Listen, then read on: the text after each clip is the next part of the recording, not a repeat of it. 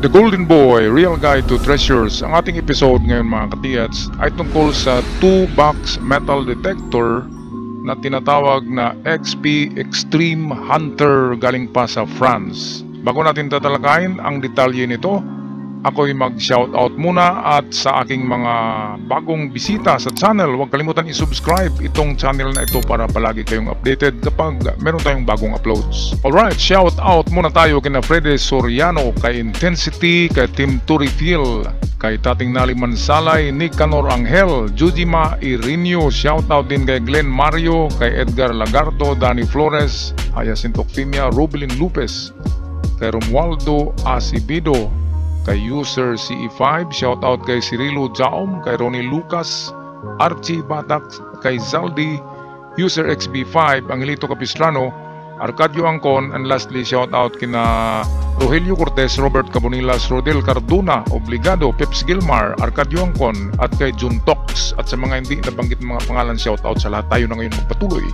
Magandang buhay mga katiyats. Meron tayong bagong 2-box metal detector maliban sa TM808 ng US at ng Fisher from Germany, ang Gemini 3. Merong lumabas ngayon na made in France from the company called XP.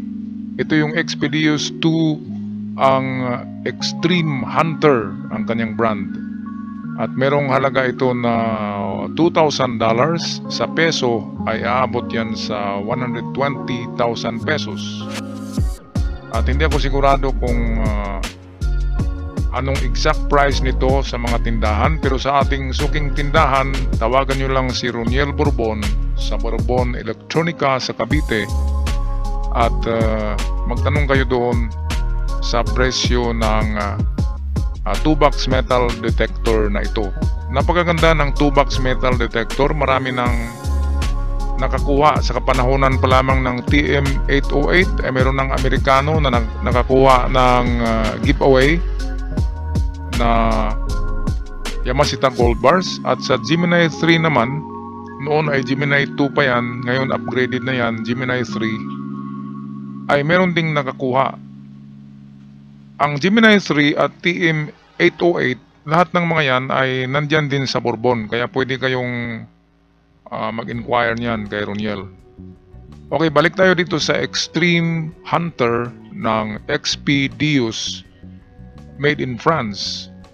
Kaya kung kayo'y used na sa made in Turkey at made in Germany, ito naman made in France, ay siguradong walang dito. Wala pang duplicate ito from China, hindi pa ito kinokopya. Kasi ang ibang mga ngayon, mga sikat na brand katulad ng Titan Gear at iba pa, ay kinokopya na yan sa China. Kaya medyo na tayo kung original o hindi yung ating nabili. Okay, kaya doon lang tayo bibili sa ating legit store na lisensyado at merong physical store na makikita talaga ang mga display sa Cavite. Yan ang tindahang Bourbon Electronica. Okay, ang number ni Roniel 0975-6675-030. Kopyahin nyo lang mga katiyats. Ang Extreme Hunter ng Expedius ay napakagaan nito. Mayroong hindi ito umabot ng 2 kilo at napakabalanse ng kanyang handle sa gitna. Kaya madali siyang gamitin at madali din i-assemble ito ang gadget na ito. Ito'y lalong pinaganda na 2-box metal detector from its predecessor, ang Gemini 3 at TM808. Lahat ng mga yon ay gawa sa mga sikat na kumpanya ng metal detectors sa Germany at US.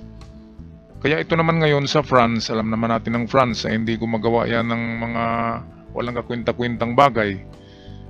Kaya napakaganda ng 2-box metal detector na ito. At kung ako'y may budget ay susubukan ko ring bumili ng ganyan. Kasi yan noon, 1980s, marami ang nakakuha sa 2-box metal detector na kagaya niyan, mga katiyats. Kaya Sa mga hindi maka-afford sa scanners, subukan nyo itong very low frequency VLF. Ang kategory nito, 2-box metal detector all the way from France. Ito ang Extreme Hunter. Merong deep penetration ito sa lupa na hanggang 6 meters maximum kapag malaki yung dinidetect mo. Kaya okay na ito sa ating paghanap ng mga giveaways. Okay mga katiyats, atin muna balikan ng history ng 2-box metal detector. Itong ating modelo ngayon ang Extreme Hunter all the way from France, from Expedius Company, ay napakaganda nito kasi meron na siyang sinusundan na mga predecessor, yung mga nauna sa kanya na meron ding X-factor na talagang merong mga nakukuha. Sa labas, sa Europe, sa Amerika, ang mga nakuha ng mga 2-box metal detector na ito na kagaya nitong Gemini 3, tulad nito made in Germany, ay mga hordes of gold coins, copper coins, antiques, ganyan, kasi walang mga Yamashita treasures doon, pero tested talaga ang mga ito. Kaya nga noon, ito sanang gusto kong bilhin. Nasa ano lang ito, mga 60 to 65,000 pesos. Tawag lang kayo kay Roniel sa Bourbon Electronica kung gusto niyo nitong Gemini 3. Ang Gemini 3 ay updated version yan, galing sa Gemini 2. Kaya hindi kayo malulugi dito. Magaling maghanap yan ng hordes of gold. Ang maganda kasi sa 2-box metal detector ay hindi siya makapag-detect ng maliliit. Yung hordes, yung malalaki ang hinahanap niya. Bali, nilalaktawan niya yung mga pako, yung mga tansan. Hindi katulad ng yung swing model, yung disc, yung circular disc, na kahit yung sa akin, yung Geotech, ay makapag-detect pa rin yun ng mga pako. Pero ito ang maganda sa 2-box metal detector. Automatic na nilalagpasan niya yung mga maliliit kasi ang hinahanap niya ay hordes of gold. Okay, kung kayo bibili doon sa Bourbon Electronica, sabihin nyo ako ang nagrekomenda sa inyo, si Surigao San or si Golden Boy, sabihin nyo kay Roniel para makahingi kayo ng discount sa kanya kapag mga recommended ko na followers sa aking channel. Kaya wag mahiya, magtanong lang doon mga katiyats. So itong Gemini 3, mas mababang uri, pero tingnan nyo naman, made in Germany, 65K. Very affordable yan. Itong isa naman, itong TM808, ito, ayan, medyo blurred lang siya. Oh. Nakita nyo, kahit doon sa Amerika, sa Germany, hinahanap nila yung mga relics, yung mga natira sa World War II na mga ganyan, na mga empty capsules ng mga kanyon.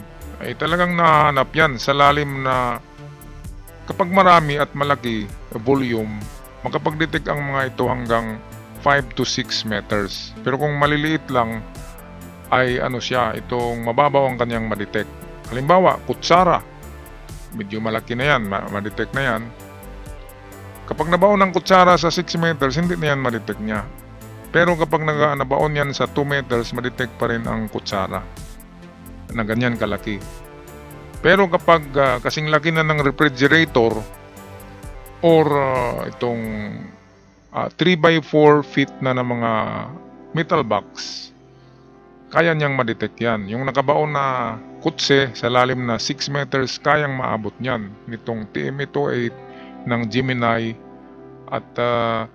at lalo na itong ating XP Extreme Hunter. Itong TM808, meron din ito sa Bourbon. Tawagan nyo lang doon. Ito ang pinakamura. Nasa ano lang yata ito, 50K. Ang maganda dito, ang TM808 ay gawa sa White Electronics sa USA at hindi ito China, hindi rin Turkey. Alam na natin kapag USA, garantisado yan. Medyo ano nga lang siya, itong analog, kumpara natin sa mga Asoba Proton, ay mga super high-tech sila pero wala silang X factor. Itong mga ito, kasi may mga nakakuha na meron na siyang X factor. Kung baga sa jet fighter, ito yung F-16, meron ng karanasan. Okay, meron na siyang history. Ngayon, balikan natin itong ating pinaka-idol. Ito yung pinakabago na version ng 2-box metal detector. Maliban doon sa kanyang mga predecessors, Gemini 3, TM808. Ito na yan, kita nyo naman, no? 2-box metal detector yan na pinaliit, pinagaan, pinaganda, at wireless ng mga itong kanyang headphone. Wala nang wire yan, wireless, remote control ito, yung kanyang RC, remote control, adjustable handle, pwedeng iiksi yan, depende sa height mo, kung bansot ka or matangkad ay pwede ibaba, itaas ito. At nasa fulcrum talaga ang kanyang balance. Kaya kapag hinawakan mo yan sa gitna, ay automatic na balancing ang pagdala mo dyan. Okay, so meron nga lang itong handicap sa mga hilly mountains, yung nakaganyan, naka-slope. Mahirapan ka sa pagdala doon kasi dapat parallel to the ground itong dalawa. At kung doon ka sa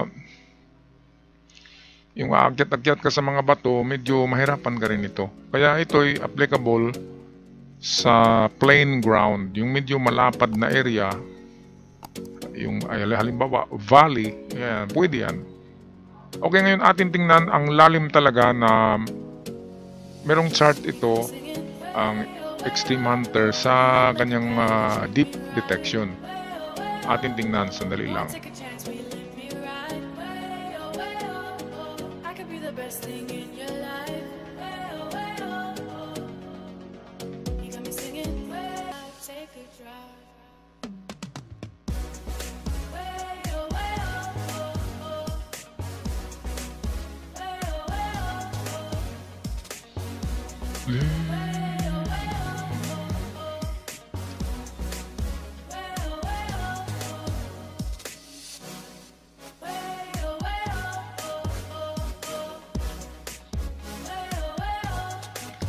Okay, so ito yung ating chart tungkol sa deep detection, sa lalim na ma-detect nito.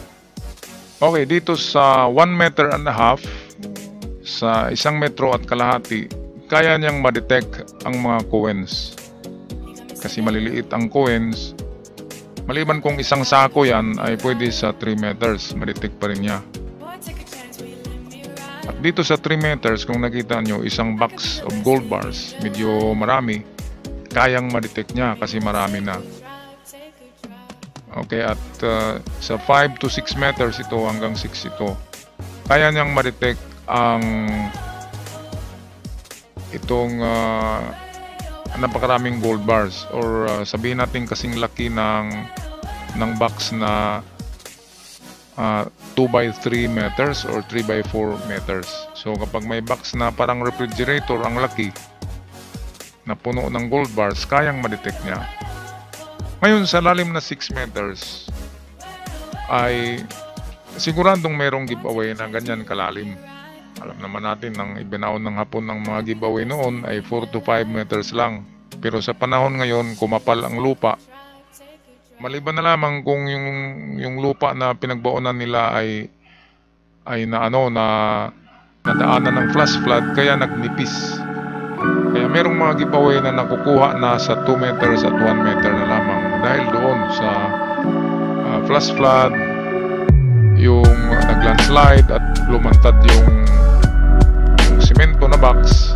Pero karamihan talaga ay kumakapal ang lupa dahil sa dami ng nalalata na bagay sa ibabaw ng lupa, katulad ng mga damo, patay na kahoy, at nagiging organic matters, nagiging lupa, kaya kumakapal ang lupa.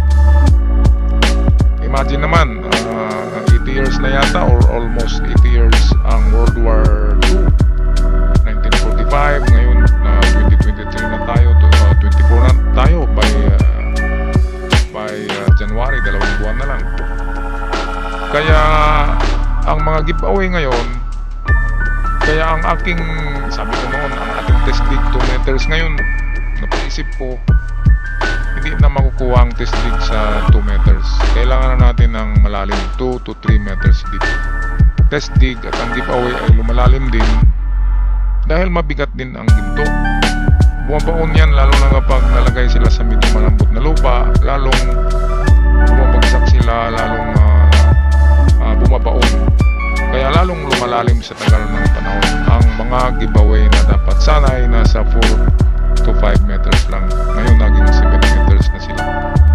Kaya itong ating Extreme Hunter from XP Dayos ay pasok ito sa mga deep seeking metal detector na categorized as VLF or very low frequency. Kung narinig nyo ang tunog niya ay low frequency ang kanyang tunog. Okay, at ang maganda sa XP Dayos na ito, sa Extreme, ay malalaman mo ang sa tunog lang. Kapag matinis na tunog, precious metals yan, kaya pwedeng ginto, pwedeng white metals kagaya ng palladium, platinum, at kung low, very low frequency yung tunog niya, yun ay mga iron lamang. Iron, medyo hindi mamahalin na mga metal. Pero kapag ang nadaanan mo ay ammunition box, ang tunog noon ay iron, pero ang laman ay gold. Kaya hindi tayo magkampante kung iron lang ang na-detect. Hukay pa rin tayo, baka ammunition box yan. Okay, so hanggang dito lang ako mga katiyats. Tawag lang kayo doon kay Roniel sa kanyang cellphone number 0975-6675-030. Sabihin nyo lang na ako ang nagrekomenda sa inyo or magkaibigan tayo or kapitbahay tayo para bigyan kayo ng magandang discount ni Roniel. Mabait na tao, huwag kayong mahiya, tawag lang kayo doon. Hanggang sa muli, ako'y magpaalam na. God bless you all at ingat kayong lahat mga katiyats.